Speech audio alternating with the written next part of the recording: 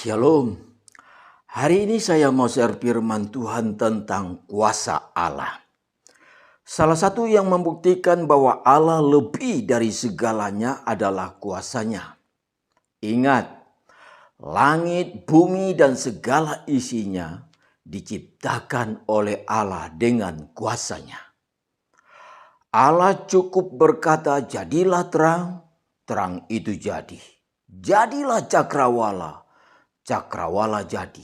Dengan sepatah kata saja Allah berkata, semua langsung jadi. Dan kuasa yang sama itulah yang Allah berikan kepada para rasulnya. Dalilnya Lukas pasal 9 ayat 1 dan 2. Di situ dituliskan, maka Yesus memanggil ke-12 muridnya, lalu memberikan tenaga dan kuasa kepada mereka untuk menguasai setan-setan dan untuk menyembuhkan penyakit-penyakit. Dan Yesus mengutus mereka untuk memberitakan kerajaan Allah dan untuk menyembuhkan orang. Dari firman Tuhan yang kita baca ini, tidak ada firman Tuhan yang gagal. Apa yang Tuhan Yesus katakan semua jadi. Ketika para rasul berdoa untuk orang sakit sembuh. Ketika para rasul berdoa untuk orang yang kerasukan setan, setannya diusir pergi. Bahkan yang mati didoakan hidup lagi. Dari firman Tuhan yang kita baca ini, ada 2 poin tentang kuasa Allah yang perlu kita perhatikan. Poin yang pertama adalah Tuhan Yesus memberi kuasa kepada 12 rasulnya. 12 rasul Yesus semua diberi kuasa. Tidak ada rasul yang tidak memiliki kuasa. Tidak ada rasul yang mati kena sihir. Karena kuasa yang Tuhan Yesus berikan kepada para rasul lebih besar dari semua kuasa yang ada di dalam dunia ini. Dan bukan hanya kepada rasul saja yang diberi kuasa oleh Tuhan Yesus, tetapi semua yang percaya kepada Yesus juga diberinya kuasa. Dalilnya Yohanes 1 ayat 12. Firman Tuhan berkata, semua orang yang menerimanya diberinya kuasa supaya menjadi anak-anak Allah, yaitu mereka yang percaya dalam namanya. Timbul pertanyaan, untuk apa kuasa itu diberi oleh Tuhan Yesus?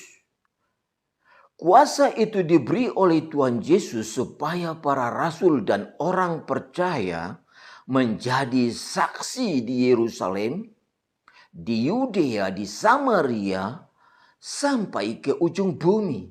Dalilnya ada di Kisah Para Rasul pasal 1 ayat yang ke-8.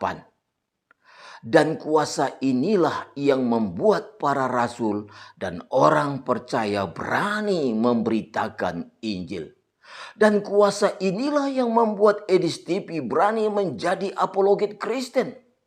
Keberanian itu bukan yang dibuat-buat, tapi karena kuasa itu yang mendorongnya.